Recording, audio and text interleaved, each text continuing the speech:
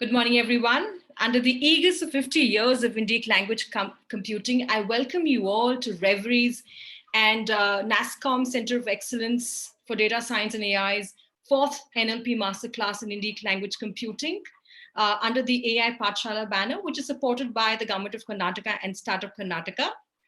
Also, the coaches for the day are Chintan Parekh from Reverie Language Technologies, who would be elaborating on reverse transcription. Seems complicated, but we'll come to know about it in a bit. And of course, Vikrant Sharma to enlighten us on speech technologies. On that note, Chintan, I welcome you on board. Yeah, thank you, Swati. Good morning, everyone. So I'll just present my screen and we'll get started.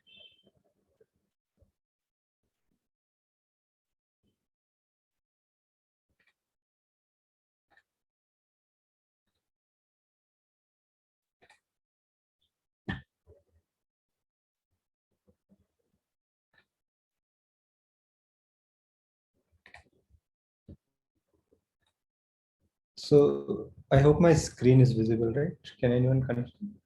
Yes, Chintan, but just go on the presentation mode, please. Yeah. Sure.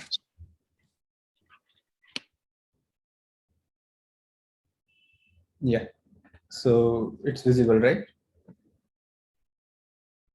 Yes, it is. Okay. Okay. So yeah. So let's get started with the speech to text session. So before we get started, I would like to play a video clip, and I would request members to put in the chat like what you are able to listen and if you are able to write it out. So I'll just play this 2 or 3 times, and then you can put it in the chat box what you were able to listen. Okay.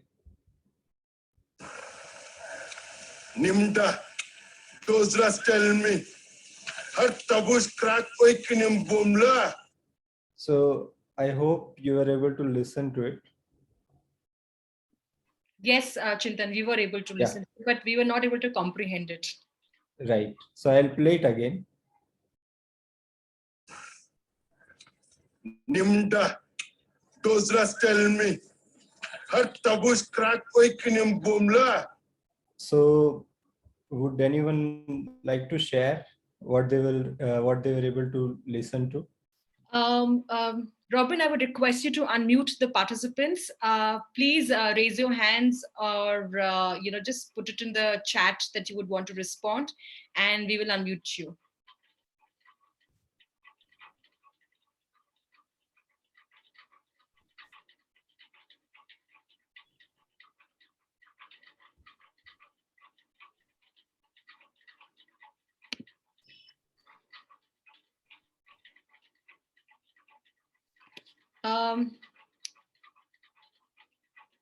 Robin, can you unmute Iram, please? I did, Swati. Okay, Iram, would you want to speak to us? Ma'am, actually, this is very famous for making TikTok videos and all. I have listened to it many times. जब भी कुछ भी ऐसी short videos बनानी होती है तो ये म्यूजिक यूज होती है, लैंग्वेज यूज होती है. कुछ समझ में नहीं आता लेकिन हंसी बहुत आती है. Okay. Okay. Vikrant, is that the response you were looking for? Yeah, something similar. Yeah. So Okay. I'll tell you what's happening. So you'll not be able to write it out like what is spoken, because first thing is we don't know what characters this language uses, right? Next is, even if you knew the characters, we wouldn't know the spellings, like what combination of characters forms a word for this particular sentence. Then even if you knew that, then you will not know where a word starts and ends in this audio. And another thing is, since you already know 1 or 2 languages, your mind will try to figure out, like, is this word English, is this word Hindi? So it depends on what language you know, and your mind tries to tell you that this is something similar to English or Hindi for specific words. So basically, these are the challenges that speech recognition faces. So it's like a black box and it's trying to learn a new language. So this is what it will face. And fun fact is, this is a Kili Kili language. It's a fictional language that is used in the Bahubali movie. Okay. Nim Okay, let's get started with the session. So what is speech to text? So by simple definition, it's you give in an audio in a language, the speech to text engine, it recognizes it and gives you the text. So that's the simplest way to explain speech to text. Okay, now let's go through a brief history of ASR, that is speech recognition. So it started in 1992. It started in Bell Labs, and it started with a single digit recognition. So from 0 to 9. Then it moved on to a 16 word recognition. That was also numbers plus few keywords. Then it moved on. Then I would like to mention a name, Raj Reddy. So he was a student at CMU. CMU is a university. And I'll come back to this. So after that, DARPA, it's a American defense firm. They funded a challenge for 1,000 words. They funded 3 organizations. Then IBM released 20K word recognition. So this was a dictation software. After that, Dragon Dictate came. It's also a dictation software, and it was the first software to be commercially available, so people can try it out. After that, there is a Sphinx. Sphinx is a system it's a complete system for speech recognition. So that was released in late 1990. So I marked it a star because this is a big movement in the speech recognition history. So this was the first system that was able to do large vocabulary recognition, continuous speech recognition, and speaker independent speech recognition. So let's understand this. So large vocabulary is something relative. So when we were doing 9 digits, 1,000 would have seen the large vocabulary. When we were doing 1,000 words, 20,000 would have seen large. So CMU Sphinx, it supports even more than 20,000 words. So that is the first one, large vocabulary. Continuous speech recognition. So I mentioned it as CSR. So Raj Reddy was a student at CMU, and he noticed that the existing speech recognition systems, they were a word-based system. So you speak a word, you take a pause, then you speak another word, you take a pause, and when you take the pause, the system will write it out on the as a text.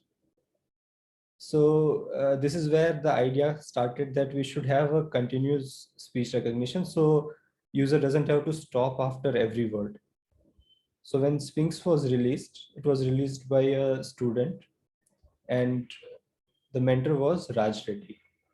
So Raj Reddy is one of the pioneers in speech recognition. He has received Turing Award, Padma Bhushan Award, and one more fun fact is the people who started Dragon Dictate, they were also the students of Raj Reddy. Okay, so after CMU Sphinx, a lot of other toolkits came out. AT&T first started using it in their call centers for some minor automations. From 2005 or 6, the deep learning wave started. And after that, there were many updates. To put it in this timeline, that was exhaustive. And around 2017 or 18, we reached a human parity level. So researchers have claimed that their speech recognition system is able to transcribe it as good as human or better than human. Okay, so before we go into details, there is a concept of phonemes that we need to understand. So phoneme by definition is the smallest unit of the sound distinguishing one word from another. So let's look at some of the examples. So the alphabet C, you pronounce it S and E, C. The alphabet, the word cut, you pronounce it as K, A, T, right? The word cute, you pronounce it like this, and same for the other words.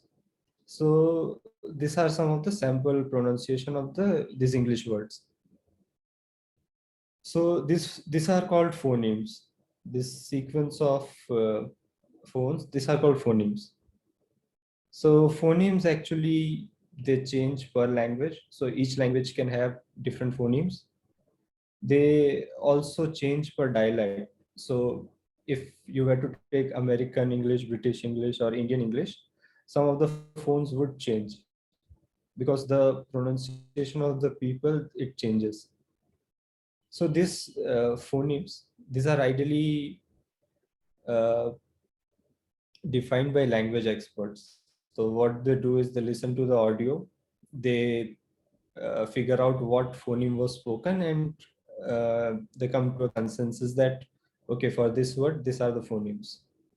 Okay, and these are called graphemes. So the alphabets in a word, these are called graphemes. So how does it work? So earlier we saw that we gave a speech and a text came out. So now let's see how it works. So once you give the audio, we extract the acoustic features from it. So acoustic features is nothing but just a minute.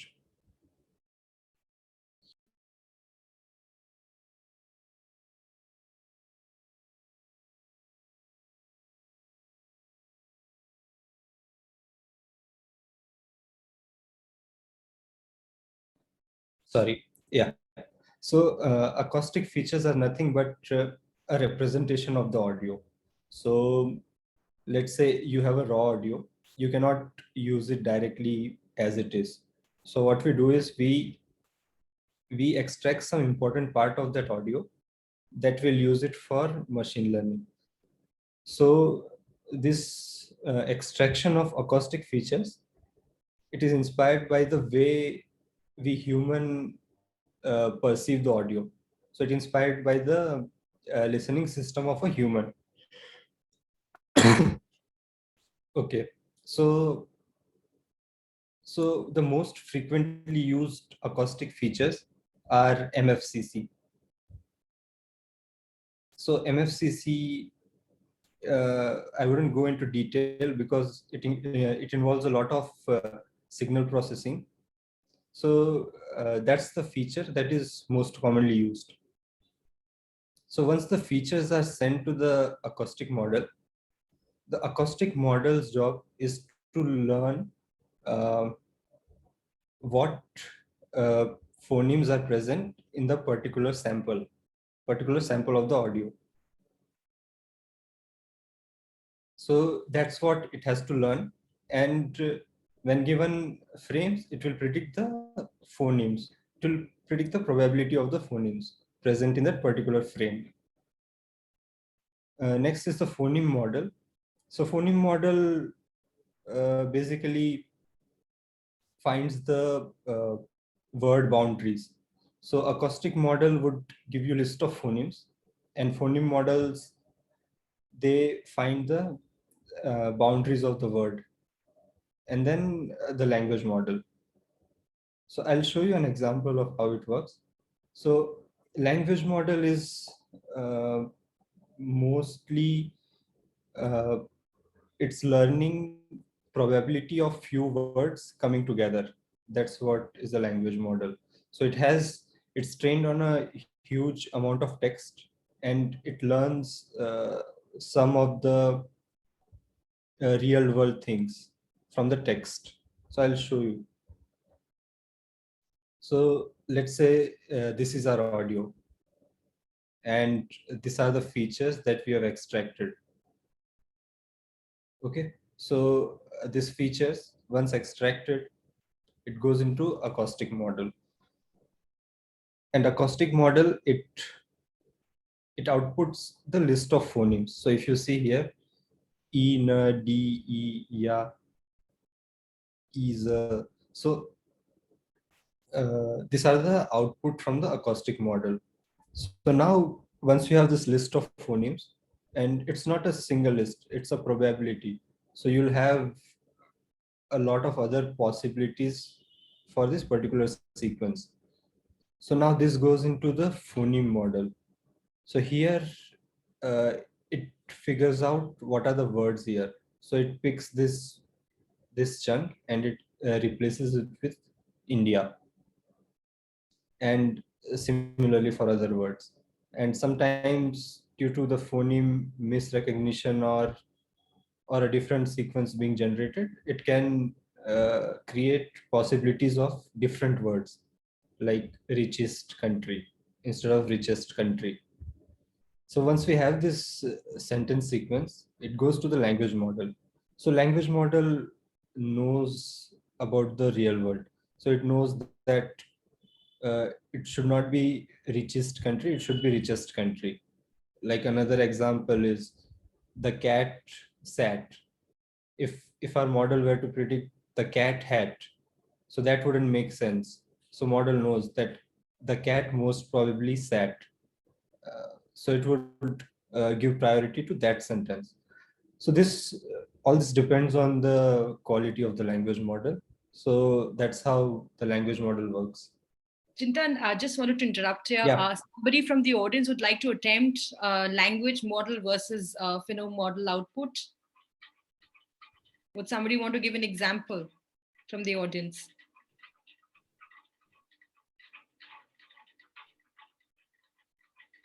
Okay, I think we can continue, Vikrant. Yeah. Chintan. Yeah, sure. Okay. So now we know how the audio is converted to text. So this is what a machine learns.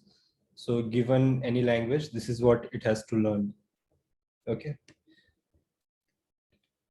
So now I've just shown you, it's called the traditional speech recognition. So, there are some advantages and disadvantages. So one advantage is you can get good accuracies with very limited amount of data using these models. And another advantage is it's a modular approach.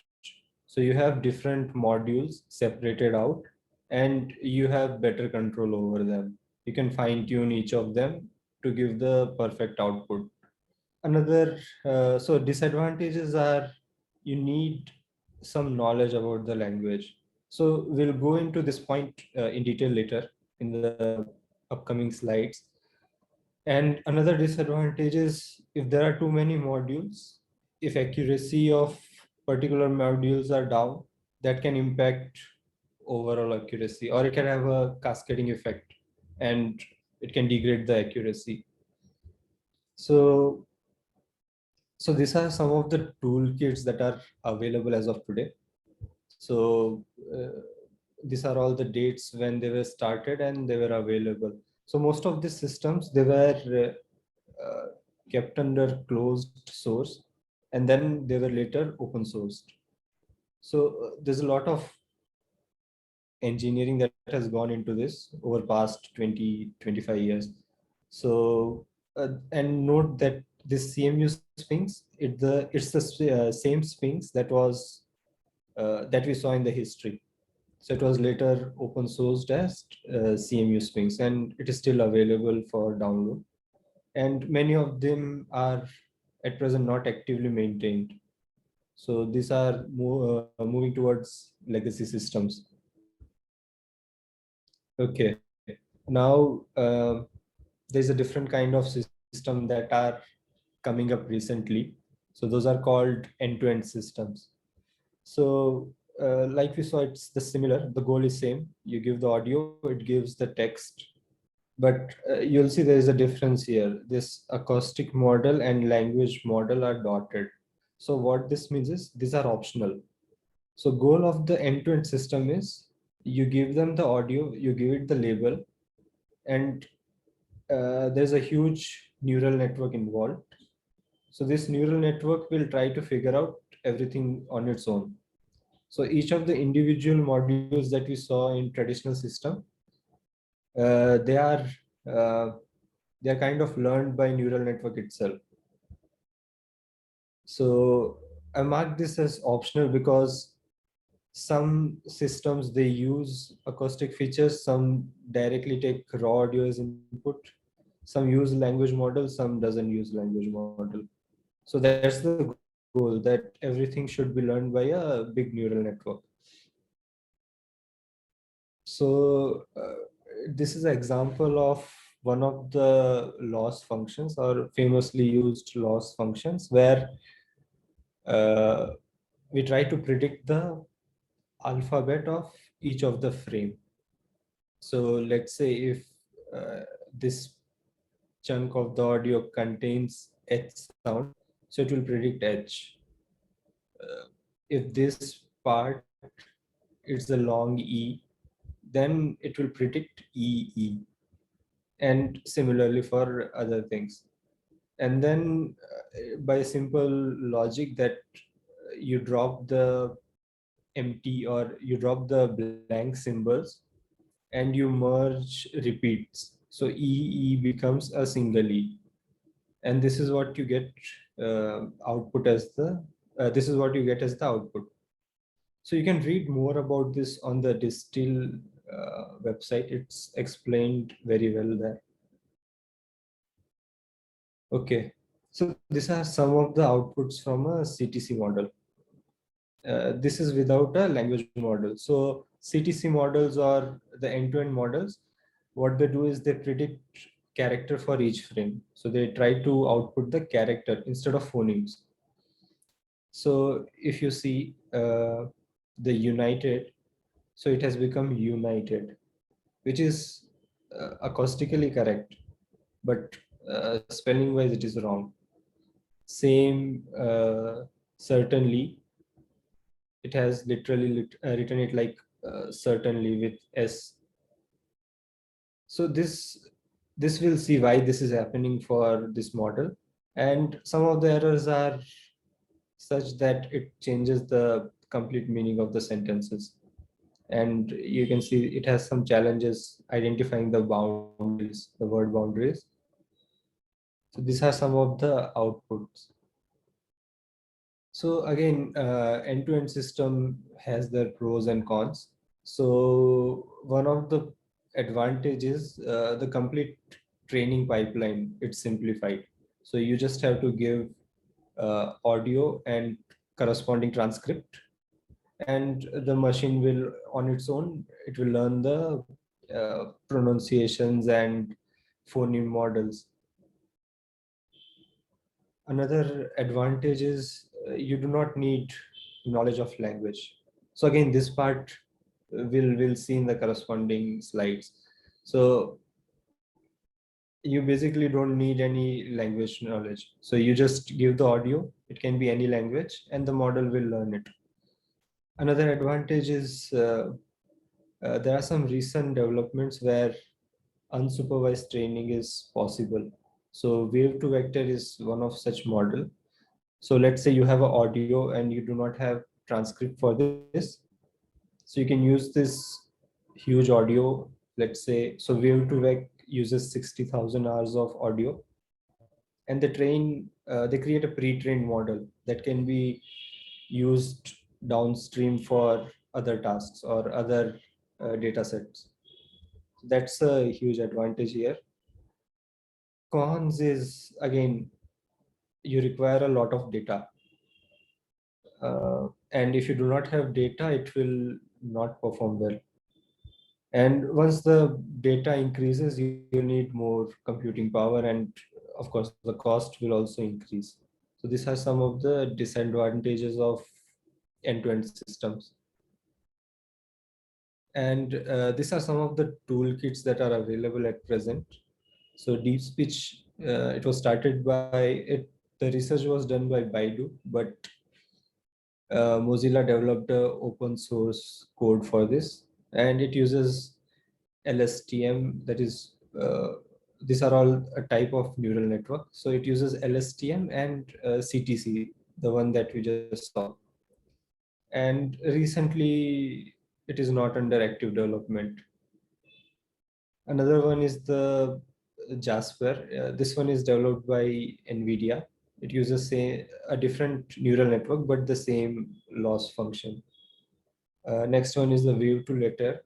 This is developed by Facebook, and it uses CNN and CTC like, not exactly CTC, but a different kind of algorithm. So now we have seen speech recognition from the technicalities. Now let's check it from the language perspective. So let's look at the English language. So English language is non-phonetic. So what that means is you have 26 alphabets, but there are 44 phonemes. So to represent them, to represent 44 phonemes in 26 alphabets, that's a huge challenge. So let's see some examples. So the word cut, and cute. So a silent E is added to the cut, and the complete pronunciation of the word cut changes to cute. So that's a significant amount of variation there. Like adding a silent E, it completely changes the word's pronunciation. Next is, let's see some of the word with Y. So the Y at the end.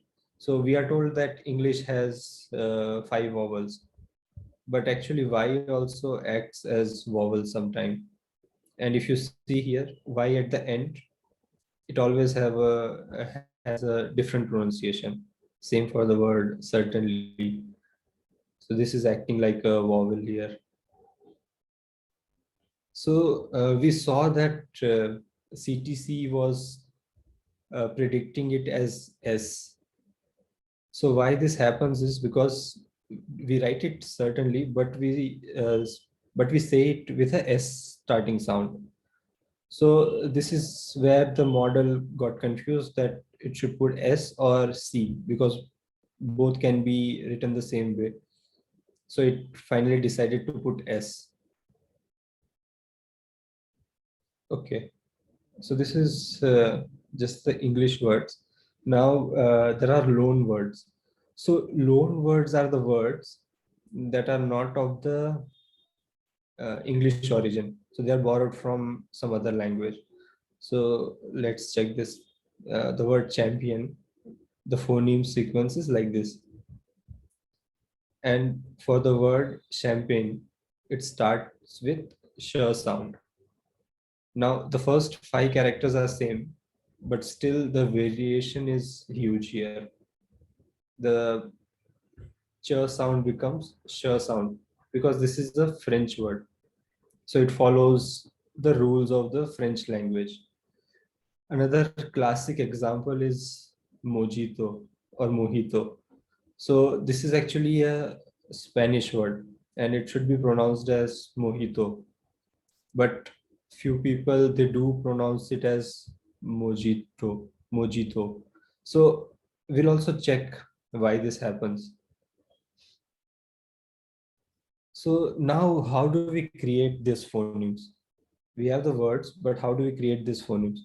So you can actually use a readily available dictionary like CMU Dict. So this was manually created by language experts. So they listen to the audios, a lot of audios. They figure out what should be the right phoneme for particular word. So this is manually created, and it's pretty clean. But a disadvantage is it's only available for American English.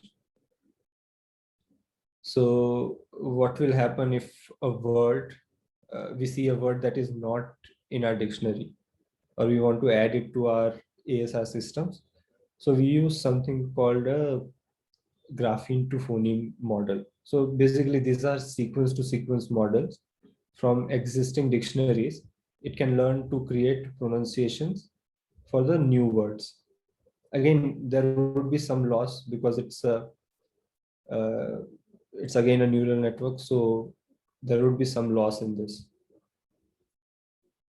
Okay, so now let's look at the Indian languages in contrast. So Indian languages are phonetic in nature. So what that means is each character, it has a unique sound associated to it. So when you compare it to English, where let's say the character C, it had a sound of ch, s, and k for cube.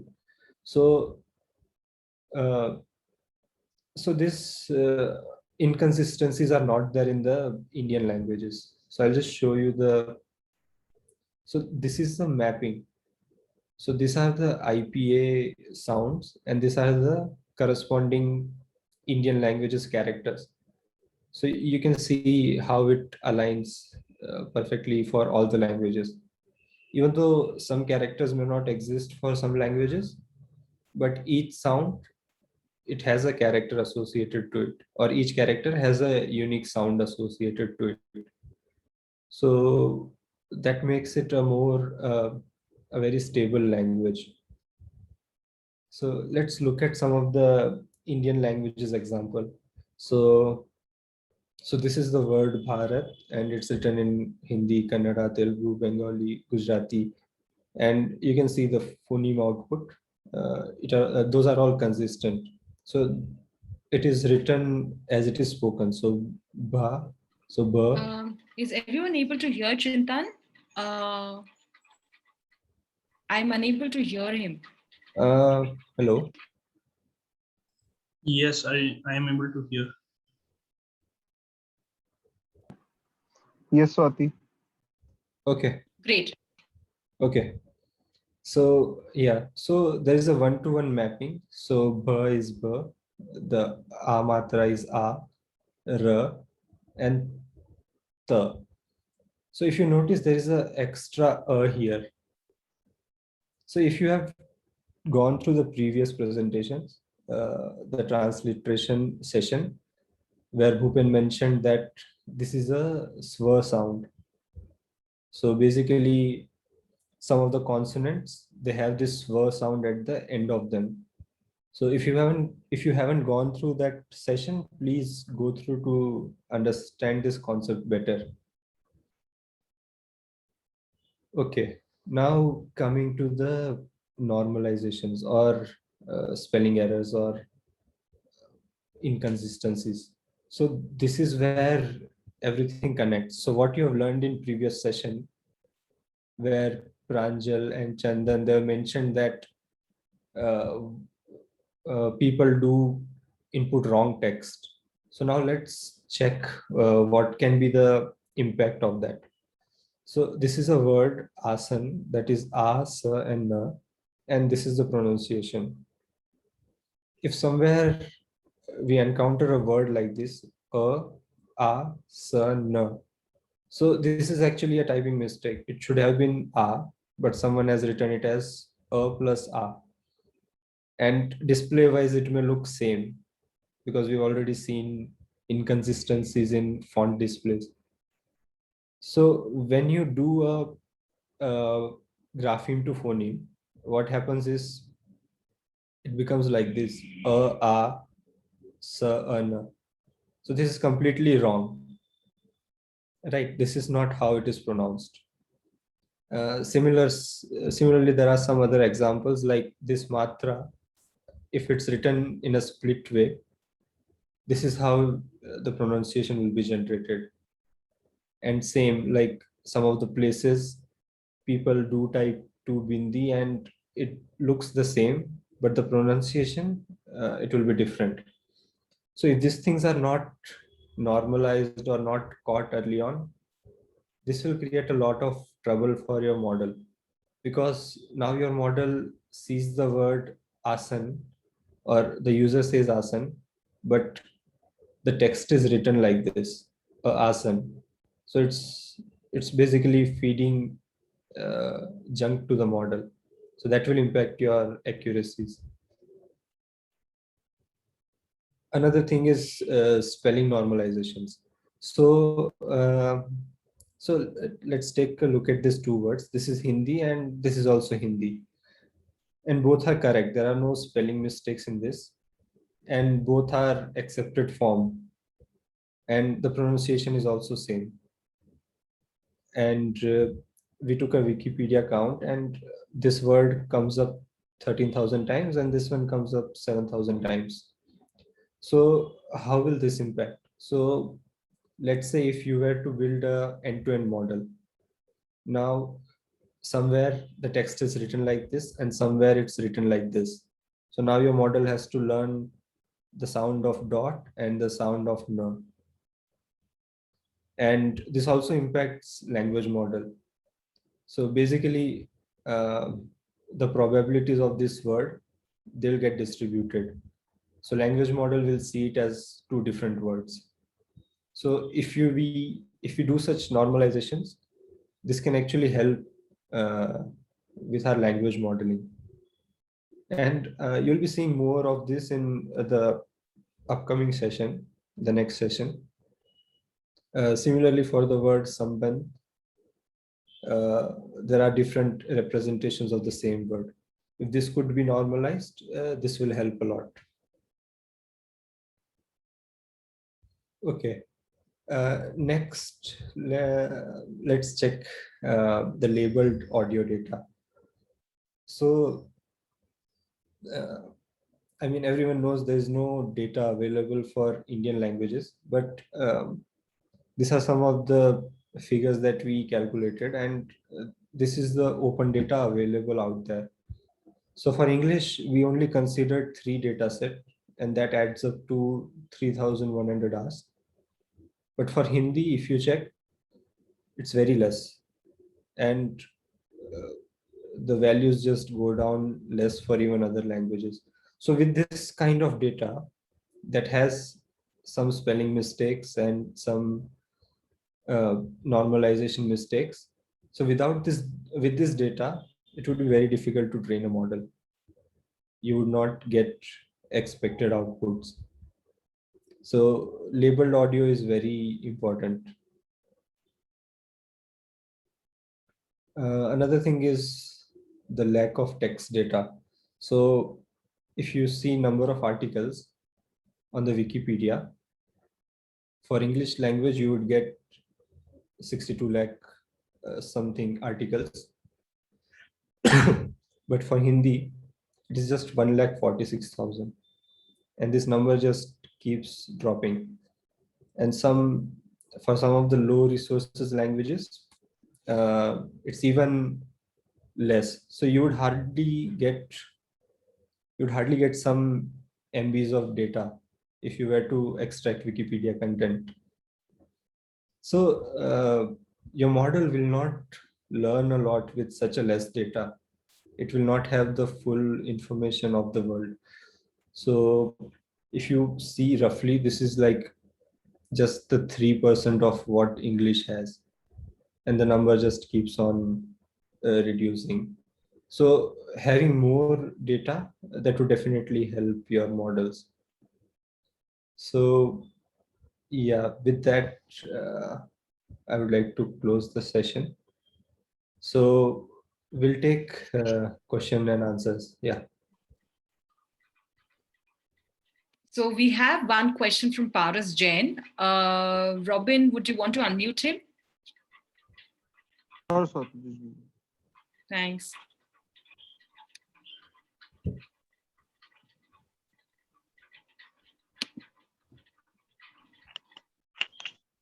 Hi, thank you for the wonderful session.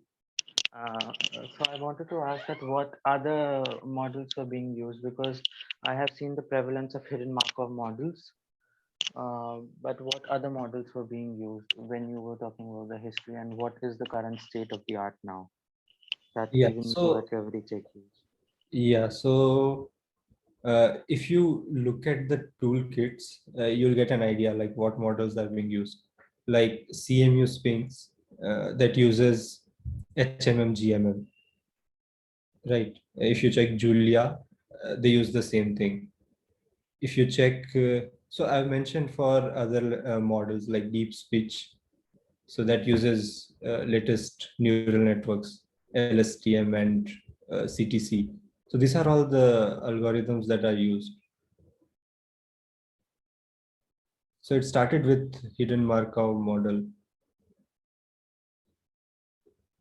I hope that answers it. Yeah, thank you. Can I ask a quick follow-up question as well? Yeah, sure. Yeah, so actually, I was thinking that what is the current state of the absorption of what the research is producing? So, what is the difference between, research and industry? Are we, ahead in that game that the latest models like transformers are there? So, are they being utilized, or is it still like 1 or 2 years behind the industry is Yeah, still they are following? definitely behind. They're definitely behind because these models are huge and they cost a lot to train, they cost a lot to host. So those are definitely lagging. But with upcoming optimizations and compute power increasing, we might soon see it coming to productions. Yeah, thank you. Thank you. Any other questions for our coach, Chintan? Please type in your questions in the Q&A panel and we'll have you unmuted.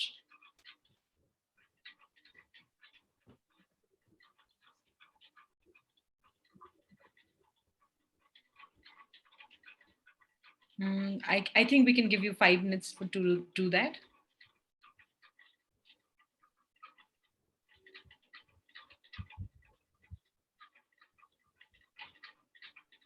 Thank you, Rashmi. Thank you.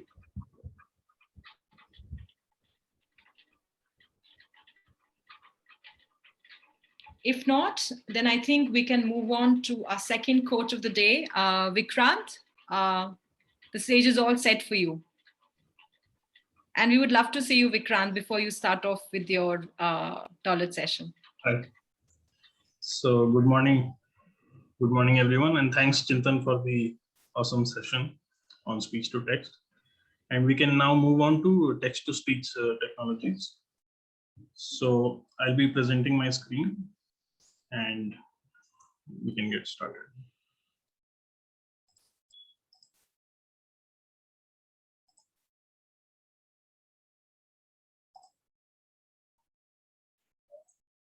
So is my screen visible?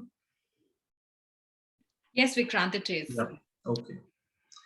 Great. So we can straight away jump in and let's see like what is TTS.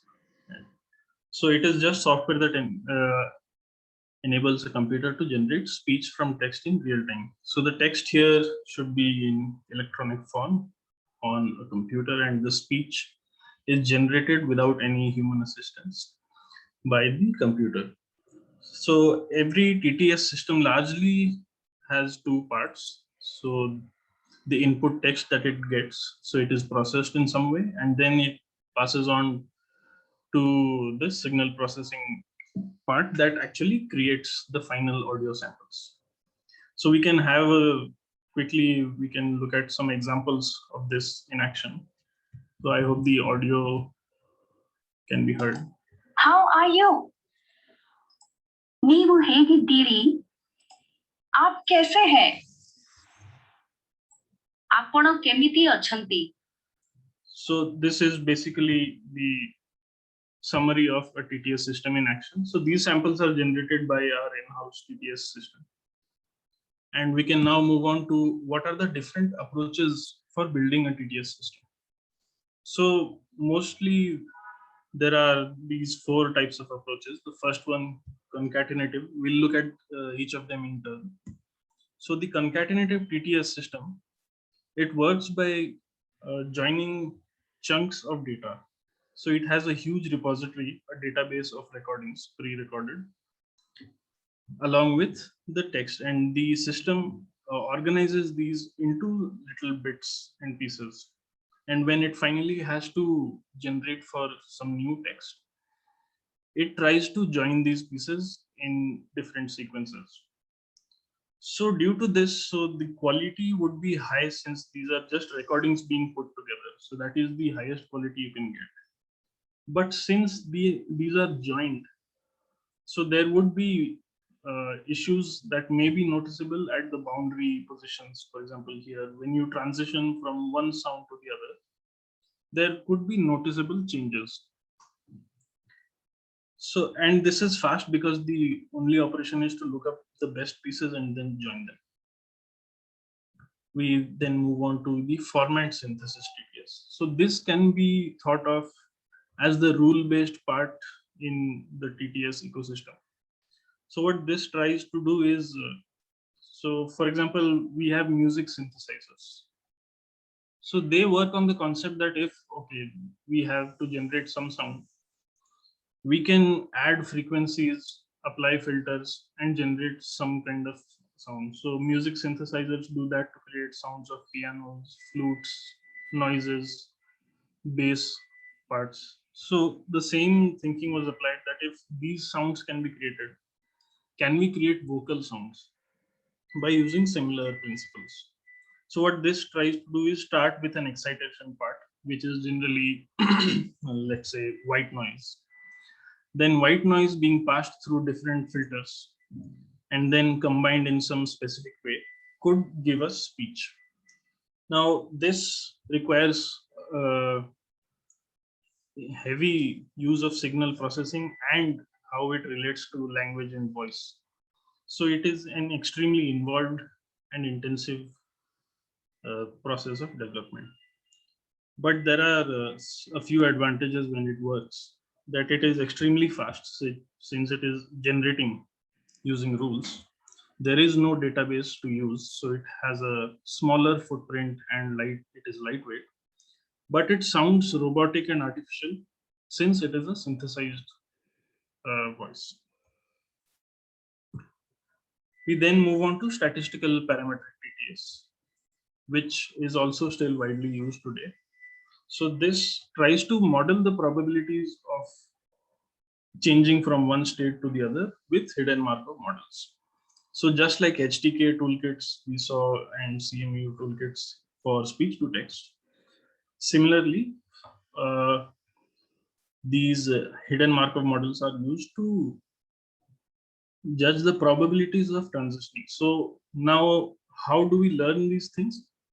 So using the labeled data, so the text and audio parts are labeled along with time durations and what frequencies are there. So these are the features that we try to get the probabilities of. So the features here used again can be MEL spectrograms, MFCCs. And since it is a modular system, again, we have a good level of control here. We can tweak individual modules. For example, we can change the pitch individually, the durations, the energy levels for loudness and softness. So all of that can be tuned individually. But it still does not sound as natural as a deep neural network based sound. We then move to the DNN based TTS. So this again is the end-to-end system. Since this expects just text and speech, and it does not require you to manually label duration and other information for it to learn. Since that is automatically learned by the hidden layers of the network, and it tries to detect which features are the best. So here we do not need any manual annotations. It sounds natural and of a relatively high quality. But the drawback is that it is a black box. You cannot tune individual parameters and know that which part caused it to fail, since it is an end-to-end system. And it also requires increased computation and hence larger servers to deploy and host these systems. And it needs huge amount of data as well, as we will see. So here in DNN's TTS systems, commonly they are broken down into two models that work together. And so why do we need a two-step process in the first place? Since in TTS, we are going from a low dimensional space, text, to an extremely high dimensional output space, which is amplitude levels across time. So 1 second of audio, assuming we have a simple word or phrase of 10 characters, and it takes 1 second for it to be spoken. So at a sampling rate of 16 kilohertz, that 1 second of audio has 16,000 numbers describing it. So our neural network has to somehow generate 16,000 samples from only 10 input samples. So this is an extremely high ratio. So we try to bridge this gap by framing it. So now the first model has to only generate 64 frames from the 10 characters. So it is a reduction to 6x. And this is an achievable thing. And the second part of the model then tries to upsample it. So what is this intermediate representation that we use? This is the feature that the TTS model works on, which is the MEL spectrogram. So what this does is, so since here we were looking at, these are amplitude levels across time. So we try to convert it into a frequency domain by running a fast Fourier transform over it. So this converts it to this form where over time and across frequencies, what is the energy level? So the brighter and the yellower parts are higher energy levels, and this almost black and purple areas, these are lower energy levels. So this describes across time which frequencies are most important for us to look at. So this two-step model can be thought of as the first model being text to spectrogram, and the next one being spectrogram to waveform. So when we look at some common architectures that we see in the current research, so this is how we can separate the tachotron, deep voice, fast speech, even transformer TTS. So these are models that produce this spectrogram from text. So almost 60 to 70% of TTS is done in this part. And then the next part is creating the audio back from this spectrogram. So WaveNet, WaveGlow, and WaveRNN. These models are of this type. So some challenges regarding the data for TTS. So first of all, we need really high quality studio recordings. So that in itself is a challenging task. Since it is high, since now audio is our output, so we want it to be the best quality possible. And it has to be a single speaker sound. So though we can use multiple speaker recordings, but we want our output to be one speaker, one personality. So all those recordings have to be from the same speaker. And they also have to sound like they are the same speaker, which means they have to be consistent in loudness, clarity, intonation, and pronunciation. So often what happens during recording these samples is that they would be recorded across weeks or months. But when listening to it finally, it should sound like they were recorded on the same day. So that takes a lot of effort and careful approach. Also, when we have errors in the recording or in our training data set, it is hard to identify it because we have to listen to it. There is no automated way of, let's say, finding out where exactly the errors are. Some you can find out by using an ASR system, but that again assumes that you have enough data to build an ASR system in the first place. So it is hard to identify errors in an automatic way. And usually we require hours of data for every single speaker, generally in the range of anywhere from 3 to 10 hours. Commercial systems like Google and Amazon, typically they train on 30 to 40 hours of data per speaker. Then we come to pronunciation challenges. So again, as we looked at in the speech to text session, so there are different ambiguities and there is a non-linear relationship that English has from its characters to its pronunciations. The classic example of TO2 hota hai, DO do hota hai, to GO. Okay. So this, and even let's say in the word Mercedes, every E has a different pronunciation in an American accent at least.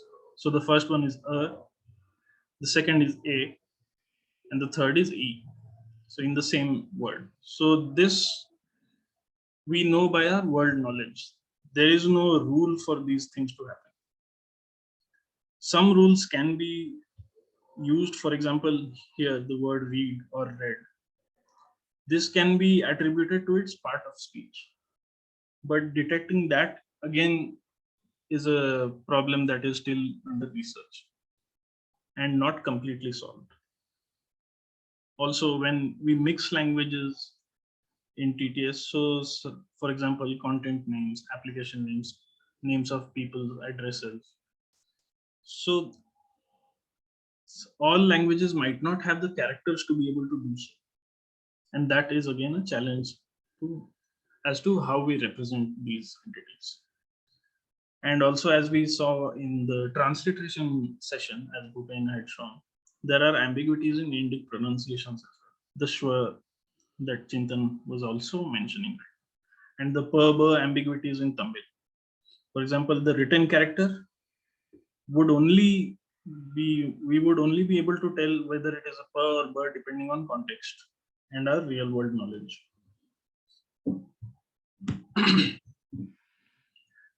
So for English, we use these phonemes and maintain dictionaries for it, since that allows us to have some sort of deterministic behavior. But then again, we need manual effort to create and maintain those dictionaries. For out of vocabulary words, we use grapheme to phoneme models, which then are fed into the TTS model.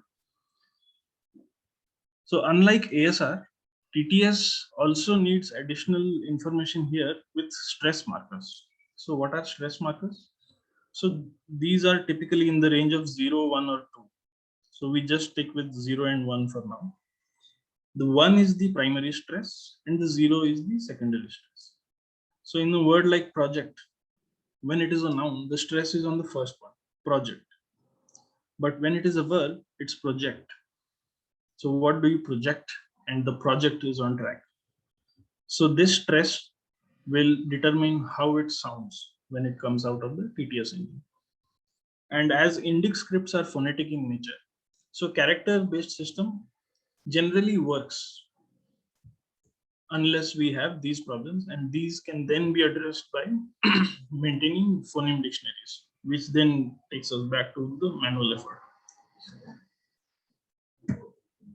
So what are some pre-processing steps that we can use for low resource settings like Indic languages for TTS? So first of all, we would have data available in various formats and sampling rates. So generally higher sampling rates and increased bit depths are preferred, so that there is no loss of quality on the source side. Then all recordings may not be as loud as each other. So how that affects is that it might not lead the model to capture some features better if they are very quiet, or when they are incredibly loud, digital clipping occurs and we have distortion. So that is also not preferred. So all files should have a relatively same loudness level, so that when it is used in production, it also has this similar feel to it. So then we trim silences at the beginning and the end, but the silences in the middle are a little bit tricky because sometimes they are necessary for punctuation and other pauses, but removal of most of the silences helps the model to concentrate on what is really important, the text and the spoken form. Then we remove outlier utterances. So a simple measure that we can take is the speed. So we have the length of the text, we have the duration of the audio. We can simply calculate what is the speed and then filter out if some utterances are incredibly slow or really fast. Then, as covered in earlier sessions, indic character normalization. So this has to be done at the source, since then again, we want to avoid those cascading effects and be as consistent as possible in our representations. Then the environment and architecture is similar as we saw in NMT as well. Just that we need increased memory right now since we are dealing with audio. So text will, since NMT was text to text conversion, and we are now dealing with audio, which is a larger space. So we need more memory to accommodate that. So the architectures that are commonly in use right now and state of the art at the moment are Tacotron 2 and Waveglow. So you can read more about those in the papers and the published blogs. And we use the PyTorch implementations for the same. Also, while deployment, some other considerations have to be taken place. So for example, various ambiguities in the written form of text. Example, the number 4 here by itself is just 4. And even let's say there is a hyphen and some other following text, it is still 4. But hyphen before it is -4. And in this, it becomes like a range or something, 4 to 6. Then how to correctly pronounce URLs, email addresses, and acronyms, detecting acronyms in the first place. Like this is a short form, or for example, FIFA, though it is an acronym, but it has to be spoken as a word, generally spoken. Also, what kind of interfaces and markup languages we support. So SSML is a standard for various TTS systems, which allows you to add some more context and information to your text requests. So using it, we can structure our text into paragraphs and sentences, or explicitly provide some context to the model so that it knows how to pronounce it. So various interpretations are possible here: digits, characters, ordinals. So for example, if it was an ordinal, it would be spoken as 123rd. So these slight changes have to be accommodated in the text front end of our TTS systems. And this concludes our session for TTS today. So questions?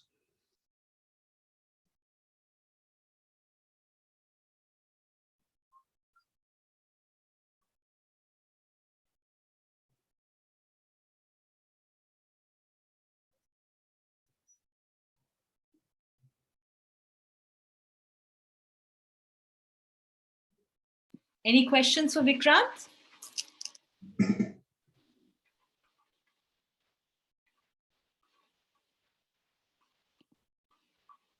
Anybody? I think we can take 5 and then we can. Yeah, Sushant. Robin, can you please unmute Sushant?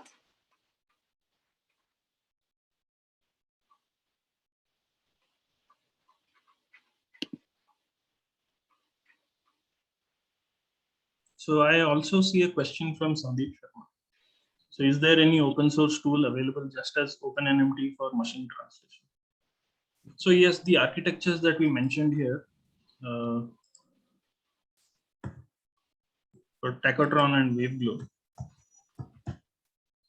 So there are various open source implementations available for these toolkits, Tacotron, Waveglow, also other architectures that we had mentioned.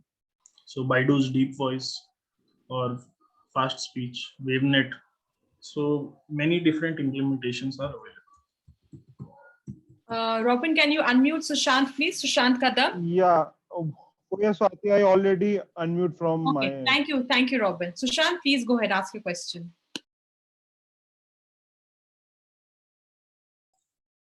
Yeah, so I read the question. It is how will we design frameworks? But can you be a little more specific, Sushant? Like frameworks for what purpose and what objectives? Sushant, Robin, Sushant is still muted. Yeah, actually now Shushant has to unmute Okay. Sushant, can you himself. unmute yourself and ask your question? Elaborate it further. For Vikrant.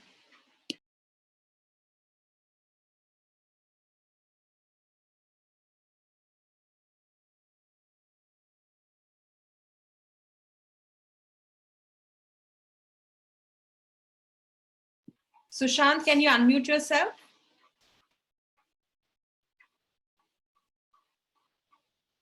We'll give him a minute or two to get back to us. Sure.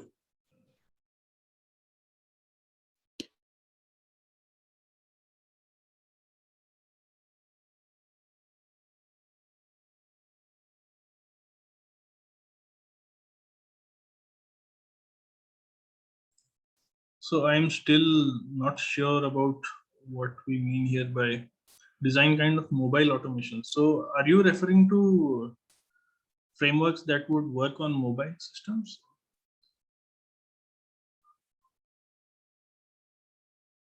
Sushant, unmute yourself and have a conversation with Vikrant. Yes, sir. Hello. Yeah. Hi, Sushant. Sorry, sir. Yes, sir. My question is regarding for mobile automation for Android and iOS. So, Okay. what kind of framework we will use using this AI? Okay. So since if our architectures are built on, let's say, PyTorch and TensorFlow mostly, then both these frameworks have their mobile counterparts as well. For example, for TensorFlow, there is TF-Lite. So what we can do is we train models on TensorFlow and PyTorch. Then we convert them to their mobile counterparts. PyTorch is also there is also a stable version released of PyTorch Mobile, which can use those models and interpret in Java or on iOS and Android. These can be possible. Yes. Sir, sorry, sir. Suppose to if I want to capture you in within organization, if I want to identify on daily basis, okay. So can we use this AI in the for this mobile automation? Suppose you enter in my organization, so I capture your photo Okay. and I just verify your face and face from the all over around the all over the Google 360 degree. Okay. So is it Okay. possible to use AI in this process? That should be possible given the state of facial recognition Face today. recognition. Right, sir. Face recognition. Yeah. So facial recognition is quite advanced at this stage, since it is being commercially available in every mobile phone and our laptop devices. So, and yes, image recognition is generally a bit more straightforward to understand and implement. Yes. So it should be possible. Yes. Yes, sir.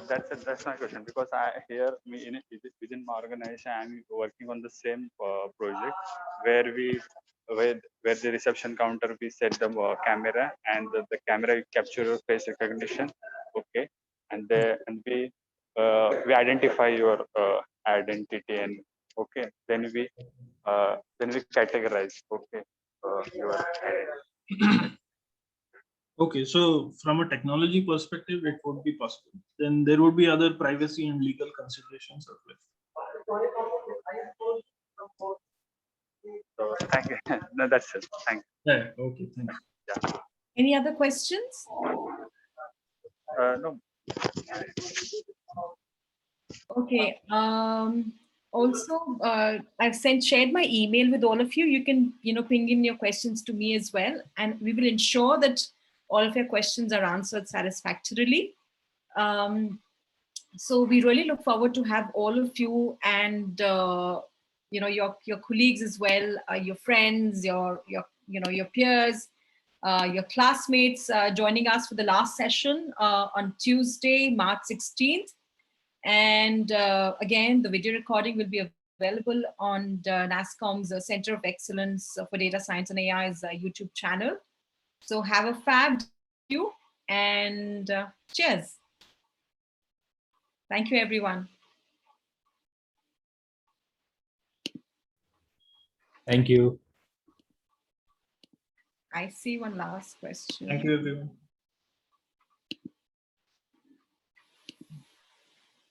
All right, guys, thank you.